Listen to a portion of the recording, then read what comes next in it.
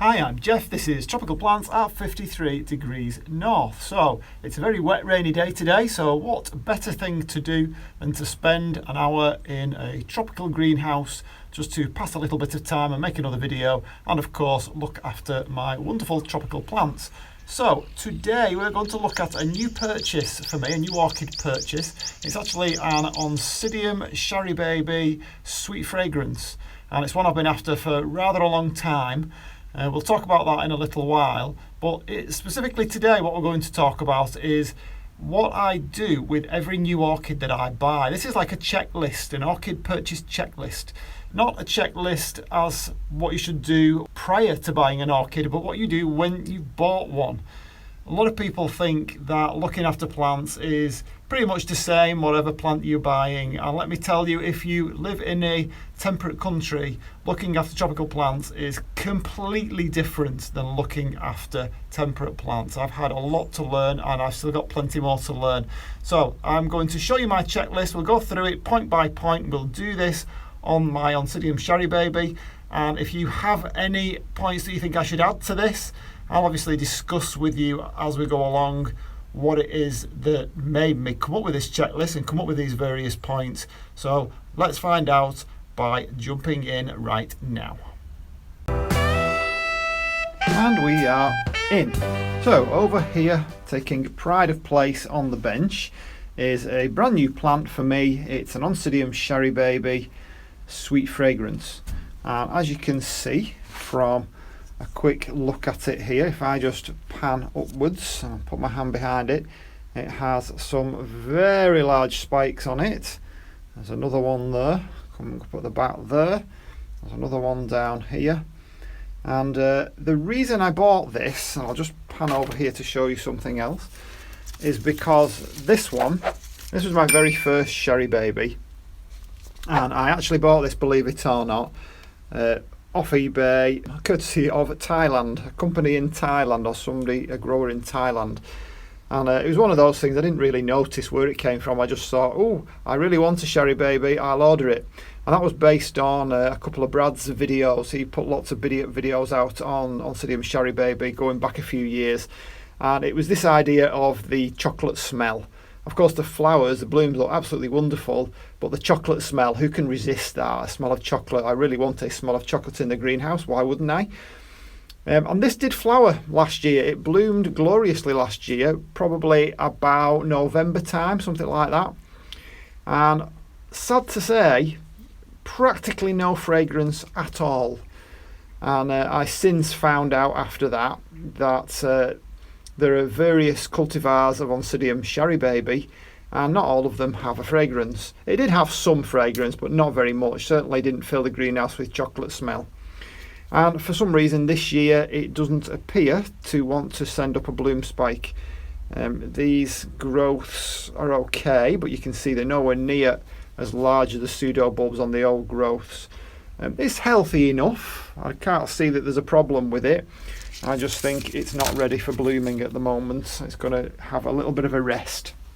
It may be just adjusting to the different climate from last year and from being over in Thailand. That is definitely a possibility. And when I bought it from Thailand, I think the spikes were just starting then. So, you know, it's had some climatic adjustment to make. Couldn't be more different than Thailand.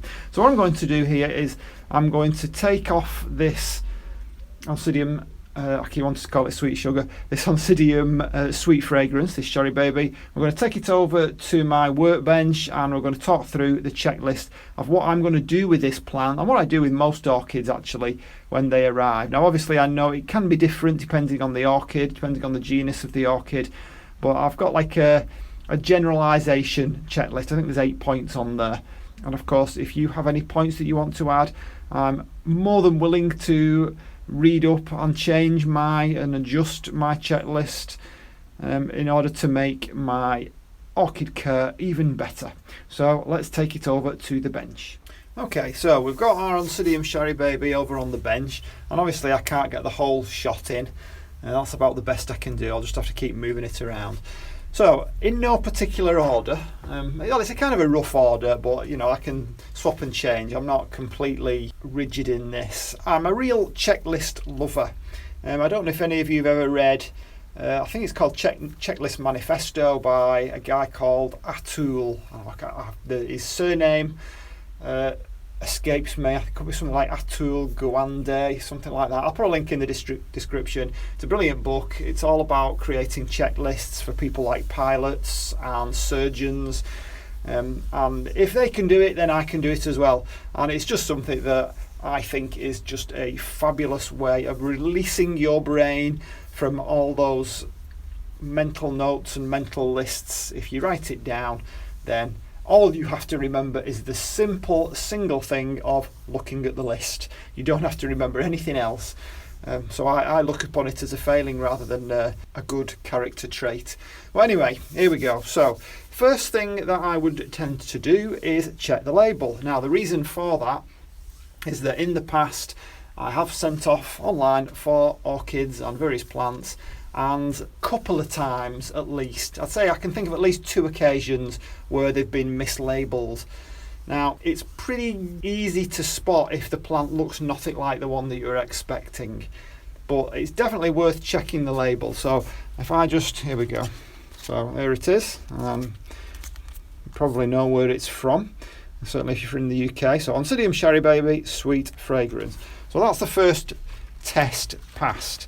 But I did get an orchid from this particular seller, and it looked like the right thing, and it certainly was the right genus, but when it bloomed it was certainly not the right colour. It wasn't a blue one, as I was led to believe by the photograph and by the name. It was a white one, and even though it's a beautiful orchid and a beautiful scent to it, and unfortunately the seller wasn't willing to do anything about it because I had to wait 6 months for it to bloom. Now, I can understand their point of view, but from somebody who buys a lot of orchids from them, I would have expected a little bit more than that. But nevertheless, I continue to buy orchids.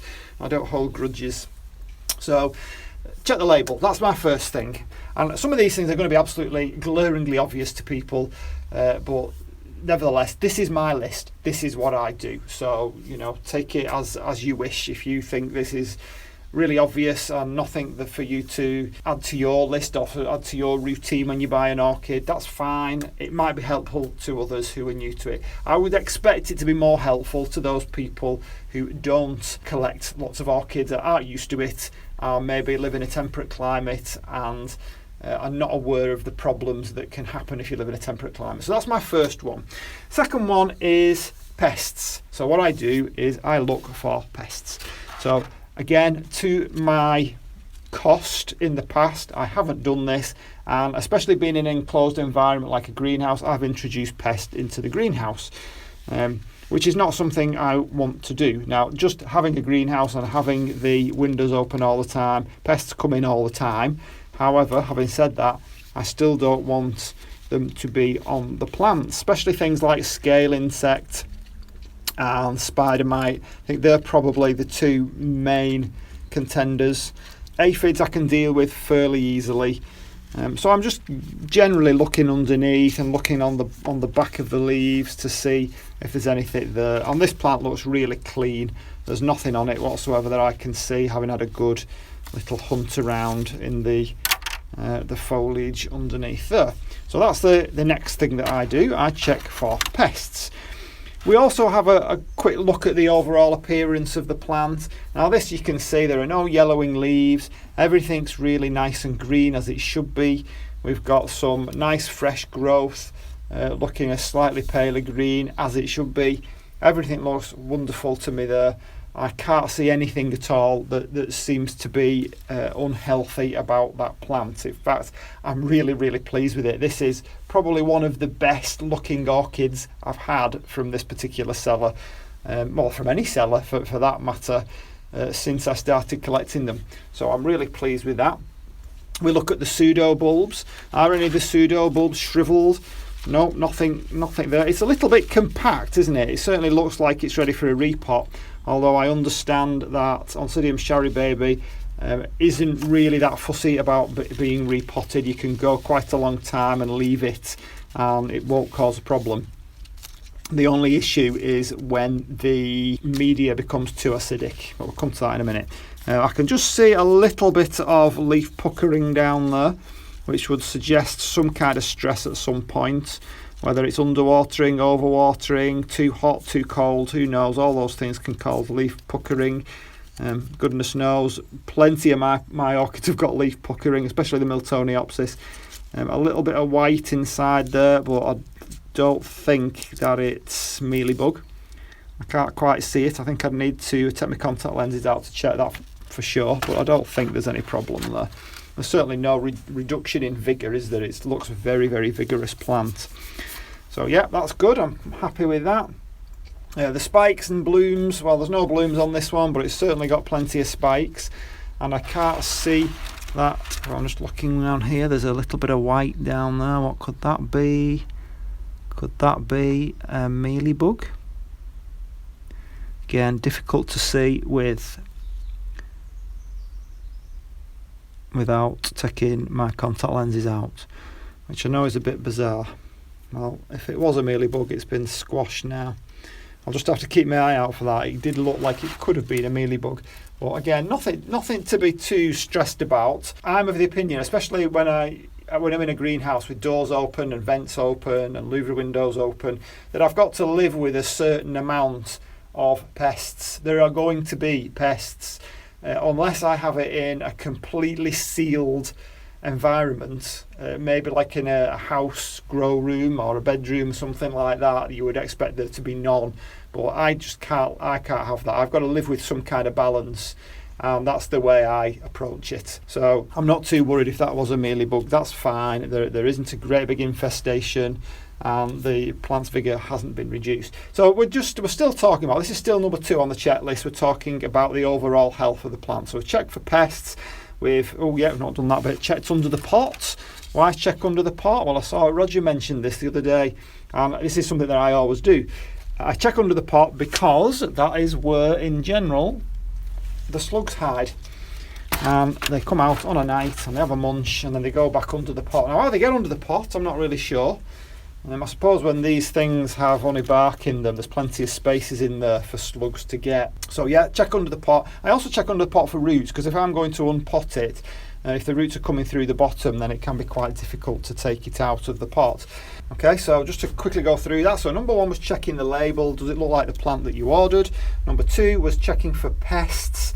Looking under the pot for slugs, looking for the roots. Number 3 was like the overall health of it, looking at the leaf colour. Are the pseudobulbs shrivel? Not a minor shrivel, they all look nice and plump.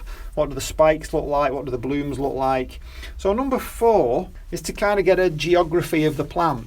This is the bit that I am probably the least experienced in. But I like to know where the front of the plant is, where the back of the plant is, where the new growths are, where the old growths are, where does it look like it's already bloomed from, which direction is it going. So just having had a quick look at this one, this pot is so packed full, it's not that easy for a relatively inexperienced grower like me. And we're talking about, when I say grower, I'm talking about orchids here. I've been growing plants for many years, but in orchids, not so much. So we can see here, so we've got this growth here and that growth there on this side, 2 new growths with spikes coming out of them, but we've got a brand new growth coming here with the roots coming out of the end there, another brand new growth there, another one there. It's that squished up, looks like another one in there, but yeah, in this direction on this side, oh hang on a second, we've got this one here, spike, that's coming from back round here somewhere. I'm not sure where that's coming from, somewhere over here. So let's say for now left hand side is the new side. However, if I move over to the right hand side, right in the middle we've got a new growth, and right over here we've got a new growth. So the only old growth I can see is probably this one over here, and it's kind of all bent in on itself. So we've either got 2 separate plants here, or we've got multiple growth points from this rhizome. We've not got a clear front and back. Now that's only something I'm going to really figure out by getting it unpotted and getting all the bark away from the roots and having a real close look at it, which is something I'm not inclined to do with this specific plant, bearing in mind that it's about to bloom. Once it's bloomed, then that will be a job for winter, because these blooms will last a long time. But I will eventually get in there and have a look at which is the front and back. Not all orchids are quite as difficult to figure out where the front and back is. However, it's fine. I'm happy with that. I understand what it could possibly be. It could possibly be two. It could possibly be the rhizome kind of twisted round back on itself, in on itself. So when I do eventually get that unpotted, it may be, and the leaves will tell me, because the leaves will start yellowing on the really old ones. It could be that there's one for me to cut off back there, or a couple of leaves for me to cut off. We'll see. Anyway, that's something I'm not going to make a decision on at the moment. So that will be number 4. And like I say, this has got multiple leads on it. So number 5 would be a root check. Now, I would say that in the past, I've been guilty of not root checking. I have just left it as it was, thought, right, it's either in bloom, because I only tend to buy them in bloom, or in spike, so that I know that they're flowering size, despite the fact that they always tell you that they're flowering size. I always think it's better to see it looking like, yeah, it's obviously clearly flowering size if it's got a spike on it or a bloom. So what I am going to do now is I'm going to take it out of its pot, something that I haven't done in the past, and I've suffered for it, root loss being the biggest cause of death in my orchid collection so far.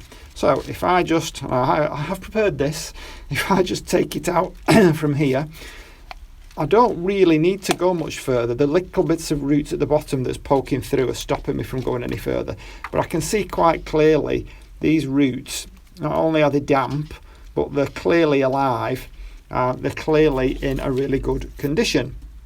Now that is something that I have to say, in my experience buying orchids from this seller, it's quite rare for me to get such a good root system. Usually, and sometimes I'll admit it happens in my care, but usually when they come, especially the cattleyas, there's not a great deal in terms of live roots on there. So I'm happy with that. Check the root system. What I will do off camera is I have a transparent pot ready, and I'm going to replace this opaque pot, because in my particular environment where humidity is high and where the temperature can be quite cool, not below 12, but it can be quite cool, root loss has been a problem.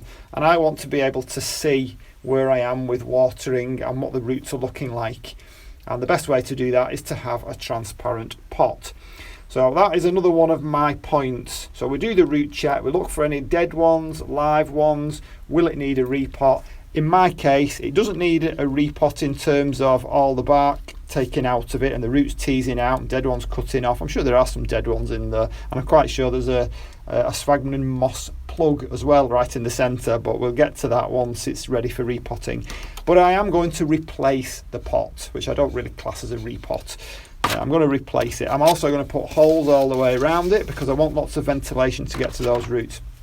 This is where the specific orchid comes into it. So this one is an Oncidium, which don't really mind being a little bit damp, but nevertheless, from my experience in this particular environment, I'm still better to put as much ventilation in this pot as possible. I would rather see it dry out more quickly and water it than be always guessing as to what it looks like inside that pot.